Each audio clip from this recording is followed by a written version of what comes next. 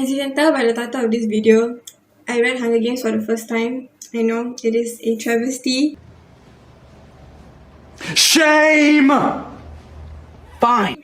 As a book lover myself, I'm filled with shame and regret, but never mind that. Hunger Games is one of those phases where I missed out on my life. There was that phase where every 8 to 11-year-old girl was obsessed with Taylor Swift, or they were either Team Edward or Team Jacob. Yeah, for some reason I just skipped over those phases. Yeah, but then I read Hunger Games for the first time and oh my god, mind blown. I mean, there are so many themes, amazing themes in that book, very political themes, but there were two themes that stood out for me the most. Hi guys, before we move on, I just like to point out that this is my first ever YouTube video, so please forgive me if I seem awkward or if I stumble over my words or even if I seem really uninterested. I was really nervous while filming this video, but I promise you I'm way more enthusiastic on the inside, so yeah, please don't hate me.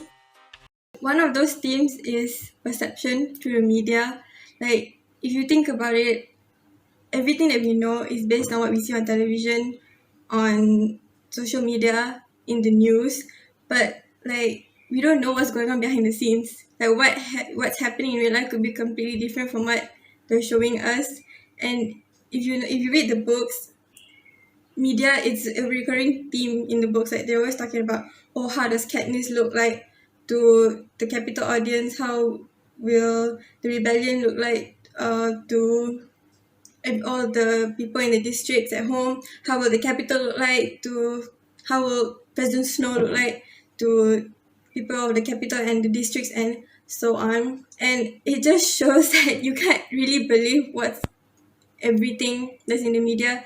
I mean, it could be what that's happening in real life, but what they're showing you is Z, and it's scary that we don't know for sure what it is we're consuming through media and how it can affect us.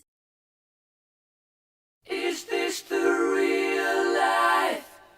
Is this just fantasy? Also, can we talk about President Snow for a while? I mean, he's like the textbook politician. Like, he's going out there on TV with his manicured looks and saying that, oh, Panem is safe and we've all been keeping peace and order because due to the cooperation of the districts and because of the capital's mercy onto its citizens. Like, oh, what the hell? Bitch, please. And he's literally forcing these families to give up their children to basically fight for basic human needs like food, water, shelter, clothes as what punishment and proof of their mercy based on what happened more than 70 years ago, which the dark days, which happened because you were mistreating your people. Oh my god. And it sucks because he's trying to put on this front that, oh, he's doing it for the greater good and all that BS. But really, he's the source of the problems. Period.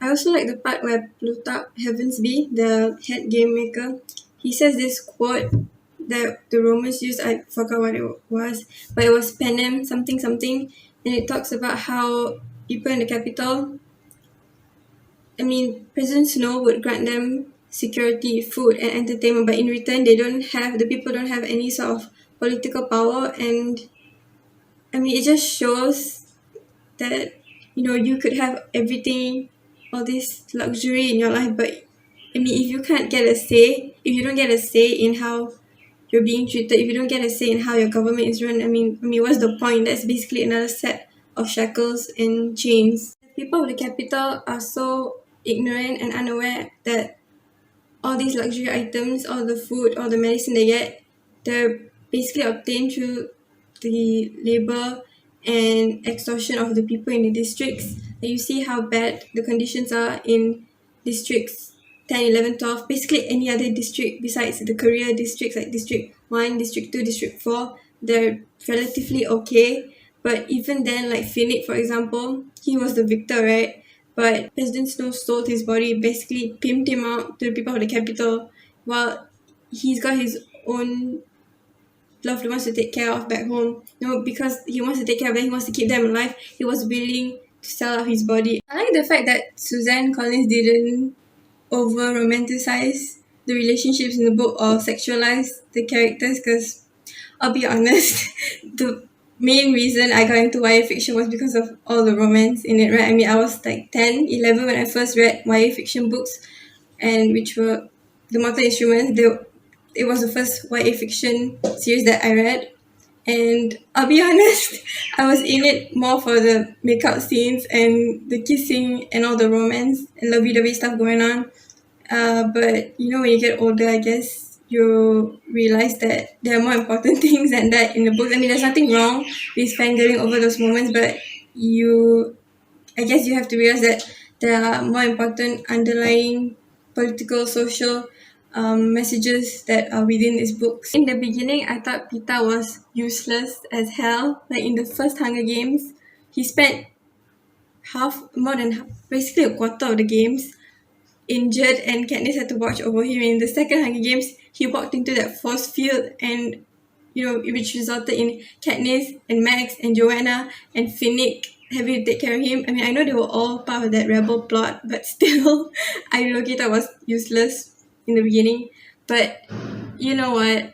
He's got other talents. Let's be real. He's good with his words, right? And that's as important into a rebellion as a good set of firearms or a great team of shooters or archers, right? I mean, words have power, but we should always be careful around books because words have power to change us. Hey, Queen. Girl, you have done it again. Constantly raising the bar for us all and doing it flawlessly. I think Katniss and Pita make a great pair because they make up for what the other is lacking. I mean, without Katniss, Pita would literally be dead like 10 times over, not gonna lie. And he'd be too soft, I guess. But without Pita, I think Katniss, she's already on the edge, I'm on the edge, the edge, the edge, the edge, the edge, the edge. Without Pita, I think Katniss would probably go over the edge, like she'll go insane, driven by animal instinct alone. And I think Pita just brings a little bit of humanity back into her before she harms herself and those around her. At the end of the day, I think Pita was right all along. I mean, the war literally benefits no one in the books and obviously in real life too. Let me show your goofy ass how to do this. Good God, y'all. What is it good for? Absolutely nothing. Yeah, what is it good for? Absolutely nothing. Come on. I mean, in the books, after Coin managed to overthrow Snow, the first thing she suggested was having another Hunger Games, but this time with kids of those officials high up in the capital, which honestly, it does nothing but just exacerbates the situation. Like, it makes it worse. Like, the code piece in the Shadowhunter series, like, things were worse after the code piece than they were before the code piece. It's just allowing the hate that's already there to just grow and fester and basically lead to more destruction than it did before the piece. I think Gale is mad at himself because unlike Katniss, he didn't volunteer to take Pita's place to protect her, just like what he said in the books. And yeah, it's sad. Oh, and by the way, speaking of Primrose's death, I was reading comments of like when I was watching the epilogue scene from the film. I was reading the comments about how it all started with Catness saying, I want to volunteer for my sister," but the saddest part is that she dies though. Like, she died not directly because of the Capitol, which is ironic, which is a cruel twist of fate, if you ask me. Like, she was killed in the crossfire between the rebellion and the Capitol, but the bombs were dropped by the rebellion, and they were rebelling against they were trying to overthrow the Capitol, which was the reason that they were in that situation in the first place. So yeah, it's such a cruel twist of fate, and it's so sad that Primrose didn't get to see Katniss living happily with Peter and her kids or as happy as they could possibly get after what happened to them. Let's talk about the ending of Hunger Games. Do you guys like it? I quite liked it, even though it's sad. But I think it's sad because it's real. Peter and Katniss, for example, they have their own kids, right? But you know the epilogue, it says something like, "Oh, my kids don't know that they're playing on the graveyard. One day we'll have to explain why I wake up from the nightmares, and when I do have nightmares, I remind myself of all the good things people have done." And I think it just shows that no matter what happens, they still can't get away from the trauma of what happened to them during those games and during the rebellion. And nothing's gonna erase that. It doesn't go away, but it just gets easier to deal with as they get older, you know. And you know that last line where she says, "But there are much worse games to play." Like in the movie, she says it, like, no offense to Jennifer Lawrence, but like I think she didn't do. I honestly don't think she did that scene any justice. Actually, no, not Jennifer Lawrence. Probably the directors or something. I don't think they did that scene justice in the movie. Like you know, in the film, Pita is out there playing with his mom with their kids, and Katniss is like cradling her baby and saying something like, "Oh, but there are much worse games to play." She says it in a calming manner, but if I were the director, if I were in charge, I would have done something like she'll still be holding the baby and Peter will still be playing with their kid, but it's more of a monologue, you know, like you hear J-Law's voice doing the monologue and she says there are much worse games to play in a more sinister, almost foreboding manner, as if trying to tell you, you know, regardless, even though we have this moment of relative peace, it can go away at any time. And we're just gonna have to deal with the fact that, you know, our ancestors failed once. What's to stop us from failing again? What's to stop all this from going back to the Hunger Games era, you know? And I think it would have been, that's how I pictured it. That's how I pictured it in my head. So I think it would have been a much stronger ending if they did it like that.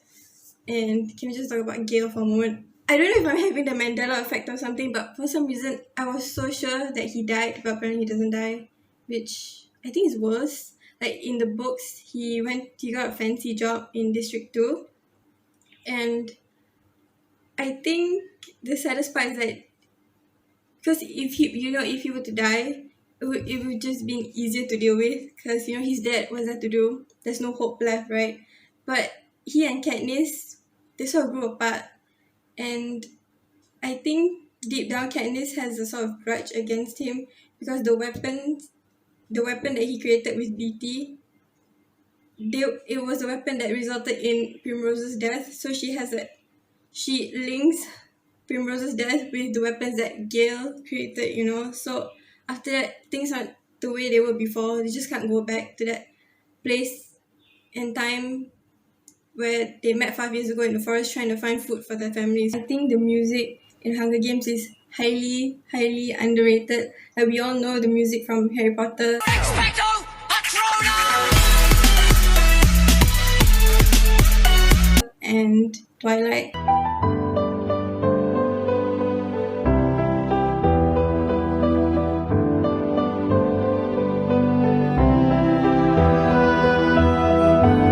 But I feel like the music from Hunger Games doesn't get talked about enough. Like we all know Safe and Sound, Taylor Swift is, but you know that music that plays during Rue's death, it's called Rue's Farewell. It's so beautiful, like oh my god. You start crying when you listen to it, and you know that part where they play the music and the people of District 11, they, you know, hold up the 3 fingers in honor of Katniss and Rue is just one of the greatest moments in the Hunger Games series.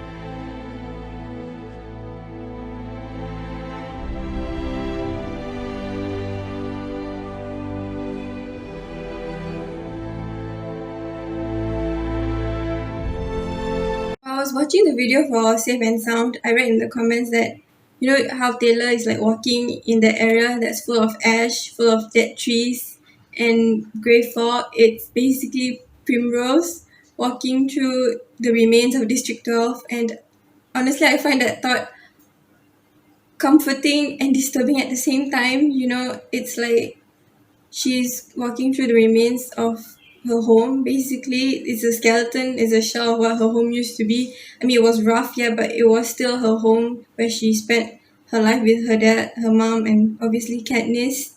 And I guess it's nice to think that she's roaming the plots of land in District 12, saying that, oh, this is my home, no matter what you do to it, it's still where most of my memories were made. It's still where I grew up and where I had my best moments with Katniss and my family. I hope you guys enjoyed watching me ramble over Hunger Games for the past I don't know how many minutes. But yeah, just comment. Please comment below. Please like, share, subscribe, and comment below what you think of the book. I want to know what you guys think of the ending, of the plot, of the themes in it, everything. So yeah, I'll see you next time.